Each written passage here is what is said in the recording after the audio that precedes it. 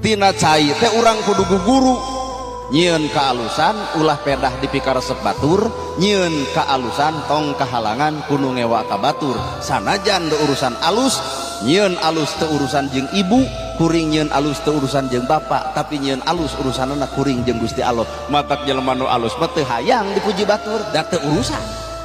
Ayeuna balikeun kana awak urang mah nyieun kaalusan teu jujur.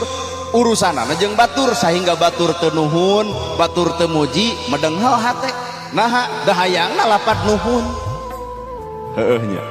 Tapi lamun jelema sifatna nyieun kaalusan karena Allah, mangsa bodoh Pak, deuk ditarimakeun heug dina henteu ge mangsa bodoh. Matak cai mah sifatna ge kalem, tenang, jongjon, tiis. Matak sifat hirup teh kudu kalem. Nying hareupan permasalahan hirup kalem ku kagoreng patutan batur, kudu kalem nalika batur keur salah, tenang aya keneh waktu